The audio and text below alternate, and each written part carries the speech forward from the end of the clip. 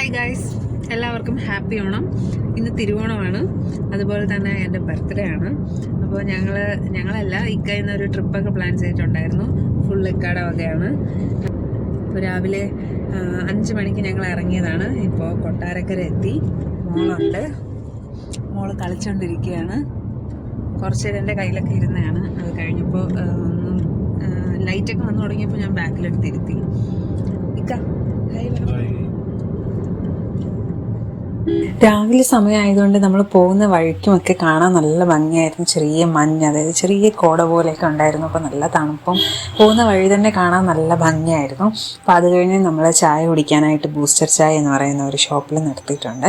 നമ്മൾ കഴിഞ്ഞ പ്രാവശ്യം മൂന്നാർ ട്രിപ്പ് പോയ സമയത്തും ഇവിടെ നിന്ന് തന്നെയാണ് ചായ കുടിച്ചത്. മോൾക്ക് നമ്മൾ ചായ കൊടുക്കാറില്ല, ചെറിയ കുട്ടികൾക്ക് ചായ കൊടുക്കാൻ പാടില്ലല്ലോ, അതുകൊണ്ട് ചായ അങ്ങനെ കൊടുക്കാറില്ല. പക്ഷേ അവൾക്ക് എന്തൊക്കെ സാധനമാണോ നമ്മൾ കൊടുക്കാത്തത് അത് കാണുമ്പോൾ ഭയങ്കര കരച്ചിലാണ്, അവൾക്കത് വേണമെന്ന് പറഞ്ഞു. നല്ല ബാക്ക്ഗ്രൗണ്ടാണല്ലേ. ഞങ്ങൾ ഫുഡ് കഴിക്കാൻ വേണ്ടി ഇവിടെ നിർത്തിയതാണ്. ഇതൊരു സ്റ്റോൺ വർക്കിൻ്റെയൊക്കെ ഷോപ്പാണ്. നല്ല ഭംഗിയുണ്ട് കാണാൻ. എന്നാ സിംഹം കളിക്കുന്നത് എങ്ങനെയാണ്? സിംഹം കളിക്കുന്നത് എങ്ങനെ?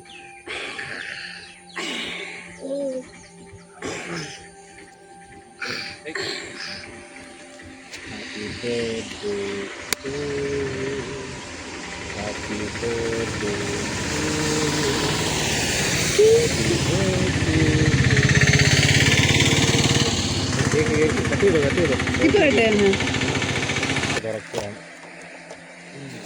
കൊച്ചിന് മനസ്സിലായി.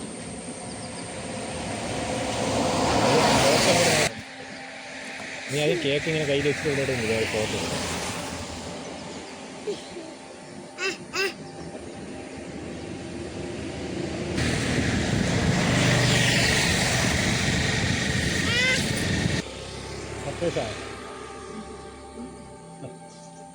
കട്ടി.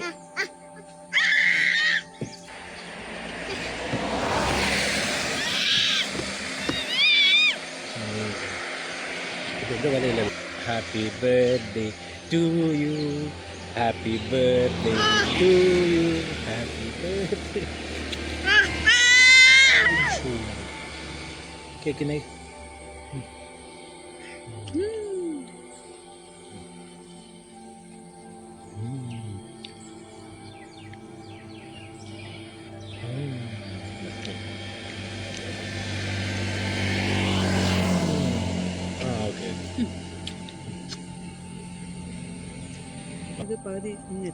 ഇപ്പൊ തിന്ന് തീർക്കണത് വേസ്റ്റ്.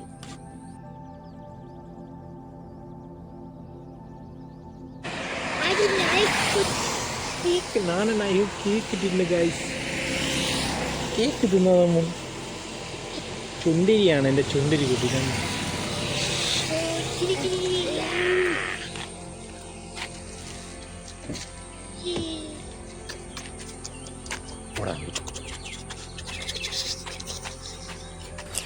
കേക്കൊക്കെ കട്ട് ചെയ്ത് ഞാൻ ഭയങ്കര ഹാപ്പി ആയിട്ടിരിക്കുവാണ്. നമ്മളീ പോകുന്ന വഴിക്ക് റോഡിൻ്റെ 2 സൈഡും നിറയെ മരങ്ങൾ നിൽക്കുന്നുണ്ട്. ഫുൾ നമ്മൾ കാണുമ്പോൾ തന്നെ ഒരു പച്ച കളറാണ്. പിന്നെ ഇന്ന് നബിദിനവും കൂടെ ആണല്ലോ. മദ്രസയിൽ പഠിക്കുന്ന കുട്ടികൾക്കൊക്കെ ഭയങ്കര സന്തോഷമുള്ളൊരു ദിവസമാണ്. കാരണം അവർ രാവിലെ ഘോഷയാത്രയ്ക്ക് പോകാം. അത് കഴിഞ്ഞ് കലാപരിപാടികളുണ്ട്. ഈ കലാപരിപാടികളിലൊക്കെ വിജയിക്കുന്നവർക്ക് സമ്മാനദാനവും. ഈ ഘോഷയാത്രയ്ക്ക് പോകുമ്പോൾ ഒരുപാട് മിഠായികൾ കിട്ടും. 1-2 പള്ളികളിൽ ഇതുപോലെ ഘോഷയാത്രകൾ നടക്കുന്നത് കണ്ടായിരുന്നു. കുട്ടിക്കാനം വഴി വാഗമണ്ണ് പോകാമെന്നാണ് ഞങ്ങളിപ്പോൾ തീരുമാനിച്ചിരിക്കുന്നത്.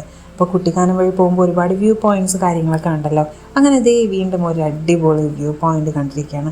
എന്നാൽ നമ്മൾ അങ്ങോട്ട് പോയ ടൈമിൽ കണ്ട ഇത്ര ഭംഗി തിരിച്ചു വന്നപ്പോൾ അത്ര ഇല്ലായിരുന്നു. കാരണം തിരിച്ചു വന്ന ടൈമിൽ വെയിലാണ്. പക്ഷെ രാവിലെ ആ ഒരു ചെറിയ മഞ്ഞൊക്കെ ഉള്ള ടൈമിൽ കാണാൻ നല്ല ഭംഗിയായിരുന്നു. ഇത് ഒരുപാട് വലിയൊരു ഏരിയയിൽ നിറയെ പൈനാപ്പിൾ നട്ടിരിക്കുകയാണ്. പക്ഷെ ഇത് കാണാൻ നല്ല ഭംഗിയാണ്. ഓക്കെ, അപ്പോൾ നമ്മൾ ഇത് കണ്ടിട്ട് ഒരു 1 കിലോമീറ്ററിനകത്ത് തന്നെ നമ്മൾ അടുത്ത് വീണ്ടും ഒരു സൂപ്പർ സൂപ്പർ വ്യൂ പോയിന്റ് കിട്ടിയിട്ടുണ്ട്. ഒരു മലയുണ്ട്, ആ മലയുടെ ഫ്രണ്ടിൽ മേഘം നിൽക്കുകയാണ്. നമ്മൾ ഈ കാർട്ടൂൺസിലൊക്കെ കാണത്തില്ല, അതുപോലെ നല്ല ബ്യൂട്ടിഫുള്ളായിട്ട് നമ്മളൊരുമാതിരി പേസ്റ്റ് ചെയ്ത് വെച്ചതുപോലെ നല്ല ഭംഗിയാണ്. നല്ല മിൽക്കി വൈറ്റ് ആയിട്ടുള്ള ക്ലൗഡാണ്. സാധാരണ ഈ കോടയും മഞ്ഞൊന്നും നമുക്കങ്ങനെ ഫോണിൽ അത്ര വിസിബിൾ ആയിരിക്കത്തില്ല, ബ്ലറായതുപോലെയൊക്കെ കാണത്തുള്ളൂ. പക്ഷേ ഇത് നല്ല മിൽക്കി വൈറ്റ് ആയിട്ട് നല്ല രീതിയിൽ വിസിബിളാണ്. നമ്മുടെ കണ്ണിനൊരു അടിപൊളി വിഷ്വൽ ട്രീറ്റ് ആയിരുന്നു അത്. എന്ന് പറഞ്ഞാൽ നമുക്ക് എപ്പോഴും അത് കണ്ടുകൊണ്ട് അവിടെ നിൽക്കുകയാണെങ്കിൽ നമുക്ക് എത്തേണ്ട സ്ഥലത്ത് എത്താൻ പറ്റില്ല. അങ്ങനെ വീണ്ടും ഞങ്ങളുടെ യാത്രയെ തുടരുവാണ്. പോകുന്ന വഴിക്ക് വീണ്ടും ഞങ്ങളിതേ ഒരു മദ്രസയുടെ ഘോഷയാത്രയും കൂടെ കണ്ടിട്ടുണ്ട്. അത് കഴിഞ്ഞും ഞങ്ങൾ ഈ കണ്ട ആ ഒരു സീനില്ലേ, അത് ഒരുപാട് ദൂരം നമുക്ക് കാണാൻ പറ്റും. കാരണം ആ ഒരു റോഡ് ഒരുപാട് ദൂരം നമുക്ക് ഇത് വിസിബിൾ ആവുന്ന രീതിയിലുള്ള റോഡ് ഒരുപാട് ദൂരത്തേക്കുണ്ട്. ഈ ഒരു ഭംഗി ആസ്വദിക്കണമെങ്കിൽ നമ്മൾ രാവിലെ തന്നെ പോകണം. അതായത് ആ വെളുപ്പിനെ ഉള്ള ഒരു ടൈമിൽ പോയി ഒരു 6 മണി 7 മണി ആ 7 മണിക്ക് മുമ്പ് ആ ഒരു ടൈമിൽ അവിടെ എത്തിയാൽ മാത്രമേ ഈ ഒരു ഭംഗി നമുക്ക് ആസ്വദിക്കാൻ പറ്റുള്ളൂ. കാരണം നമ്മൾ തിരിച്ചിറങ്ങി വന്നതും ഇതേ വഴി തന്നെയാണ്. പക്ഷെ അതൊരു ഉച്ച സമയമായിരുന്നു. ആ സമയത്താണ് നമ്മൾ ഇപ്പോൾ ഈ സീനിൽ കാണുന്ന ഈ വൈറ്റ് കളർ സ്ഥലങ്ങളില്ലേ, ഇതെല്ലാം ഇവിടെയൊക്കെ ഒരുപാട് മലകളുണ്ട്, ഒരുപാട് മരങ്ങളുണ്ട്.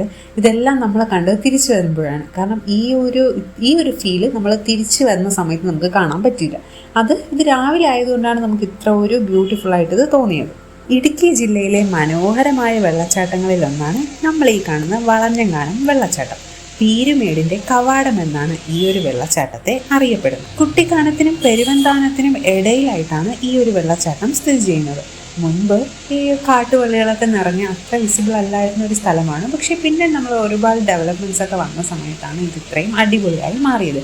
അതുപോലെ തന്നെ ചാർലി സിനിമ, നമ്മുടെ ദുൽഖർ സൽമാൻ്റെ ചാർലി സിനിമയിൽ ആ ഒരു കാണുന്ന വെള്ളച്ചാട്ടം ഈ വെള്ളച്ചാട്ടമാണ്. പോകുന്നത് അമ്മച്ചി കൊട്ടാരം. നമ്മൾ ചാർലി സിനിമയിലെ വാട്ടർഫോൾസ് ഒക്കെ കഴിഞ്ഞു. ഇപ്പൊ നമ്മൾ എത്തിയിരിക്കുന്നത് കുട്ടിക്കാനത്തെ അമ്മച്ചി കൊട്ടാരത്തിലേക്കാണ്. 1890കളിൽ തന്നെ ട്രാവൻകൂർ മഹാരാജാവിന് വേണ്ടി പണിത ഒരു കൊട്ടാരമാണ് ഇത്. പിന്നീട് മഹാരാജാവിന്റെ ഭാര്യ ഇവിടെ താമസിച്ചത് കൊണ്ടാണ് അമ്മച്ചി കൊട്ടാരം എന്ന് പേര് ലഭിച്ചത്. ഇവിടുത്തെ ആർക്കിടെക്ചറിൽ ഒരു ബ്രിട്ടീഷ് സ്റ്റൈലും അതുപോലെ തന്നെ കേരള ട്രഡീഷണൽ സ്റ്റൈലും കൂടി മിക്സ് ആയിട്ടുള്ള ഒരു ബ്യൂട്ടിയാണ്. 16 മുറികൾ ഉണ്ടെന്ന് പറയുന്നുണ്ട്. അതുപോലെ തന്നെ ഒരുപാട് രഹസ്യ വഴികളും ഉണ്ടെന്നൊരു വിശ്വാസവും ഉണ്ട്. കാടിൻ്റെ നടുവിൽ മഞ്ഞുമൂടിയ ഒരു പ്രകൃതി ദൃശ്യങ്ങളോടൊപ്പം നിൽക്കുന്ന ഈ കൊട്ടാരം ഇന്ന് പല സിനിമകളിലും ഷൂട്ടിംഗ് സ്പോട്ടായി മാറിയിട്ടുണ്ട്. ഹിസ്റ്ററി, മിസ്റ്ററി, നേച്ചർ എല്ലാം ഒരുമിച്ച് കാണാൻ കഴിയുന്ന ഒരു സ്ഥലമാണ് അമ്മച്ചി കൊട്ടാരം. പിന്നെ ഒരുപാട് നിഗൂഢതകൾ നിറഞ്ഞിട്ടുണ്ടെന്നൊക്കെ പറയുന്നുണ്ട്. അത് മിക്കവാറും ഈ ഒരു സ്ഥലത്തിൻ്റെ ആ ഒരു സൈലന്റ് നേച്ചർ കൊണ്ടായിരിക്കാം ചിലപ്പോൾ ആ ഒരു ഹൊറർ ഫീൽ തോന്നുന്നത്.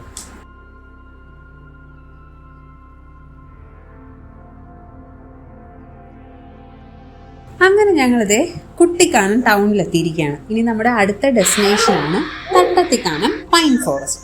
അവിടെ എൻട്രി ഫീസ് ഉണ്ട്, ചെറിയ എമൗണ്ടേ ഉള്ളൂ. അഡൽട്സിനാണെങ്കിൽ 30 റുപ്പീസും ചിൽഡ്രൻ ബിലോ 10 ഇയേഴ്സ് ആണെങ്കിൽ 15 റുപ്പീസാണ് അവിടുത്തെ എൻട്രി ഫീ. അപ്പോൾ തിരുവോണം ആയതുകൊണ്ട് അവിടുത്തെ സ്റ്റാഫുകളൊക്കെ അത്തപ്പൂക്കളമൊക്കെ റെഡിയാക്കുന്നുണ്ട്. പിന്നെ അവിടെ നമ്മൾ പൈൻ ഫോറസ്റ്റ് കയറാനായിട്ട് കുഞ്ഞു പടികൾ പോലെ അവർ കുറച്ച് വുഡ്സ് കൊണ്ട് റെഡിയാക്കിയിട്ടുണ്ട്. അത് മിക്കവാറും പൈൻ വുഡ് ആവാനാണ് സാധ്യത. അപ്പോൾ അതുവഴി കയറി പോകുമ്പോൾ കുറച്ച് ഇൻസ്ട്രക്ഷൻസ്, ഫോറസ്റ്റ് ഡിപ്പാർട്ട്മെൻറ്റിൻ്റെ കുറച്ച് ഇൻസ്ട്രക്ഷൻസ് അവിടെ പ്ലേസ് ചെയ്തിട്ടുണ്ട്. പിന്നെ പൈൻ ഫോറസ്റ്റിൻ്റെ കാര്യം പറയണ്ടല്ലോ, ഇത്രയും പൊക്കത്തിൽ നിൽക്കുന്ന പൈൻ മരങ്ങൾ അത് കാണുമ്പോൾ തന്നെ നമുക്ക് ഭയങ്കര ഒരു സന്തോഷം തോന്നുമല്ലേ. പിന്നെ അവിടുത്തെ ഒരു പ്രത്യേകത എന്ന് പറഞ്ഞാൽ ചെറിയൊരു തണുപ്പുണ്ട്, ചെറിയ കാറ്റുണ്ട്. അവിടെ എത്ര നേരം വേണം നമുക്ക് ബോറടിക്കാതെ ഇരിക്കാം. അത്ര ഒരു പീസ്ഫുള്ളായിട്ടുള്ള ഒരു സ്ഥലമാണ്. പിന്നെ ചെറിയ ചെറിയ കിളികളുടെയൊക്കെ സൗണ്ടൊക്കെ നമുക്ക് കേൾക്കാൻ പറ്റും. പക്ഷെ ഭയങ്കര പീസ്ഫുള്ളാണ് അവിടെ ഇരിക്കാനും. നമുക്ക് മൈൻഡൊക്കെ നല്ല കാമായി എടുക്കാനൊക്കെ പറ്റിയ നല്ല ഒരു പ്ലേസാണ്. പിന്നെ മുകളിലേക്ക് ഒരുപാട് ദൂരത്തേക്ക് നടന്ന് പോകാനൊക്കെ ഉള്ള സ്ഥലമുണ്ട്. നമുക്ക് ട്രെക്കിങ്ങിന് പോകുന്ന പോലെ ഒരുപാട് ദൂരം മുകളിലേക്ക് പോകാനൊക്കെ ഉണ്ട്. നമ്മൾ പിന്നെ മോളെയും കൊണ്ട് താഴെ ഇറങ്ങണമല്ലോ എന്നുള്ളത് കൊണ്ട് ഞങ്ങൾ അധികം ദൂരം പോയിട്ടില്ല. പക്ഷെ നല്ല രസമാണ്. ഇതാണ് കുട്ടിക്കാനത്തുള്ള പൈൻ ഫോറസ്റ്റ്. നമ്മൾക്ക് പൈൻ ഫോറസ്റ്റ് ഇഷ്ടപ്പെട്ടോ? നല്ല തണുപ്പുണ്ട്, ചെറിയ മഞ്ഞുണ്ട്. അപ്പോൾ അതിൻ്റെ നല്ല തണുപ്പുണ്ട്, നല്ല സുഖം അവിടെ ഇരിക്കും. മുകളിലോട്ട് കയറി പോകാനൊക്കെ ഉള്ള സ്ഥലമുണ്ട്. പക്ഷേ ഞങ്ങൾ പോകുന്നില്ല. കാരണം ഒരുപാട് പോയി കഴിഞ്ഞാൽ മുളങ്ങുണ്ടായതും പിന്നെ അവിടെ ഇറങ്ങാൻ ബുദ്ധിമുട്ടായിരിക്കും. സിംഹം വിളിക്കുന്നത് എങ്ങനെയാണ്? സിംഹം വിളിക്കുന്നത് എങ്ങനെയാ? കാക്ക വിളിക്കുന്നത് എങ്ങനെയാ? കാ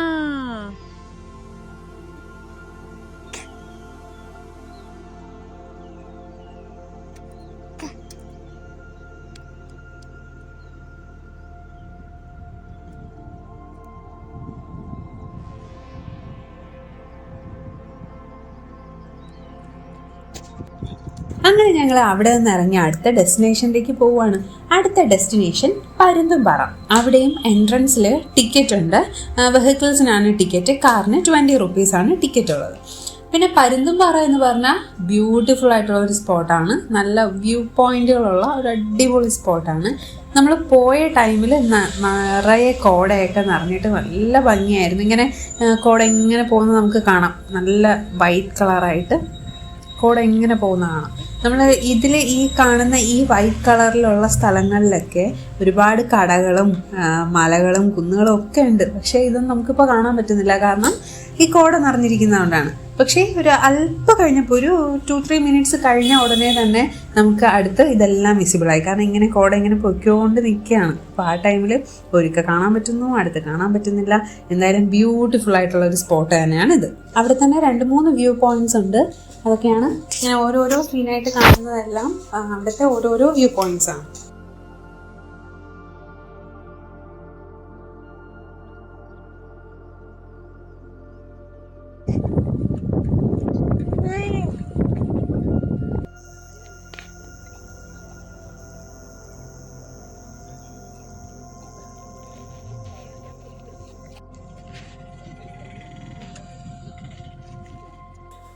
പരുന്തുംപാറയിൽ നിന്ന് ഇറങ്ങി പിന്നെ നേരെ ഞങ്ങൾ പോയത് വാഗമണിലേക്കാണ്. പക്ഷെ പോകുന്ന വഴിക്ക് കണ്ട ഈ വാട്ടർഫോൾസ് പിന്നെ വ്യൂ പോയിന്റ്സ് അവിടെയൊക്കെ നിർത്തി കണ്ട് പോയി. അവിടെ ആദ്യം പിന്നെ നമ്മൾ വാഗമണിൽ പോയത് അഡ്വഞ്ചർ പാർക്കിലേക്കാണ്. അവിടെ ഗ്ലാസ് ബ്രിഡ്ജ് ഒന്ന് കയറണമെന്ന് വിചാരിച്ച് അവിടെ പോയതാണ്. പക്ഷെ ഭയങ്കര തിരക്കായിരുന്നു, നല്ല ക്യൂ ആയിരുന്നു. ടിക്കറ്റ് എടുക്കാൻ തന്നെ നമ്മൾ ഏകദേശം 1 മണിക്കൂറോളം ക്യൂ നിന്നാലേ പറ്റത്തുള്ളായിരുന്നു. പിന്നെ ഞങ്ങൾ നേരെ റൂമിലേക്ക് പോയി.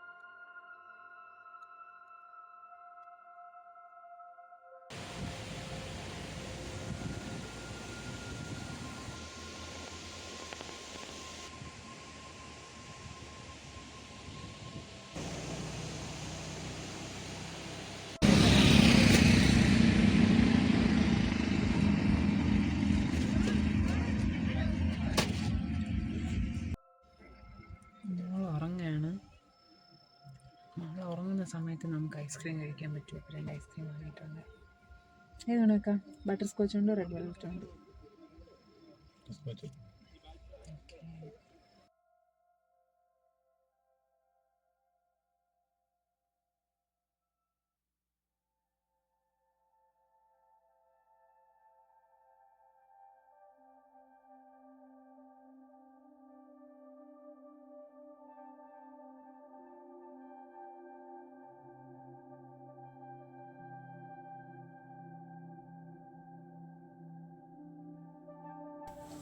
ഇതാണ് വാഗമണിലെ അഡ്വഞ്ചർ പാർക്ക്. ഇവിടെ ഒരുപാട് അഡ്വഞ്ചർ ആക്ടിവിറ്റീസും ഗ്ലാസ് ബ്രിഡ്ജും ഒക്കെ ഉണ്ട്. ഓരോന്നിനും സെപ്പറേറ്റ് ടിക്കറ്റ് ചാർജ് ഉണ്ട്. ഞങ്ങൾ ആദ്യം പോയപ്പോൾ അവിടെ നല്ല തിരക്കായിരുന്നു, അതുകൊണ്ട് ഞങ്ങൾ അന്ന് കയറിയില്ല. അടുത്ത ദിവസം കയറാമെന്ന് വിചാരിച്ച് ഞങ്ങൾ തിരിച്ച് റൂമിലേക്ക് പോയി.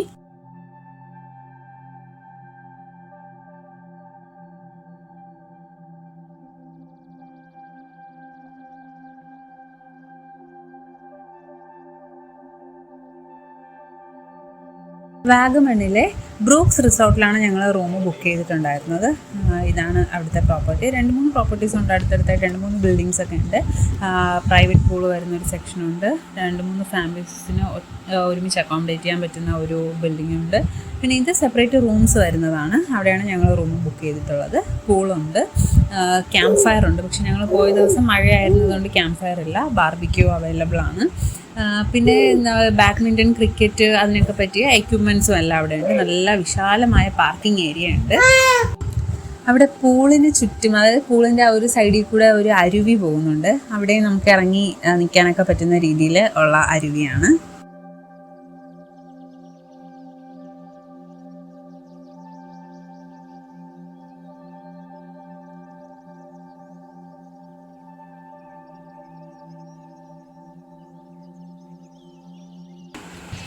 അവിടുത്തെ എല്ലാ റൂംസും നല്ല നീറ്റ് ആൻഡ് ടൈഡി ആയിട്ടുള്ള നല്ല ക്ലീൻ റൂംസാണ്.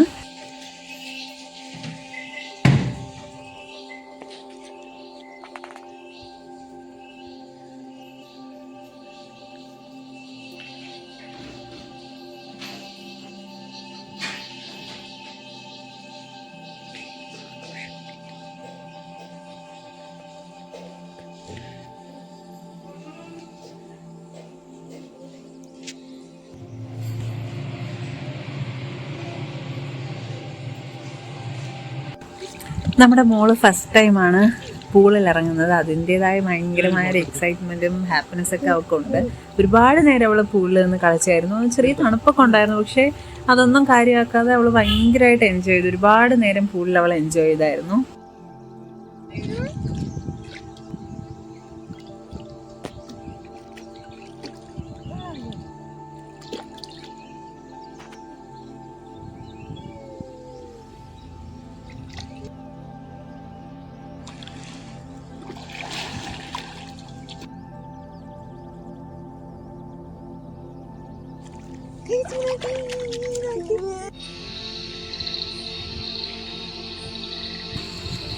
ഇതാണ് നമ്മുടെ റിസോർട്ടിൻ്റെ നൈറ്റ് വ്യൂ. ഇതാണ്. പിന്നെ ആദ്യത്തെ ദിവസം, അതായത് ഡേ 1 ഓഫ് വാഗമൺ ഇത്രയാണ്. ഈ ഡേ 2 ഞാൻ ഉടനെ അപ്ലോഡ് ചെയ്യുന്നതായിരിക്കും.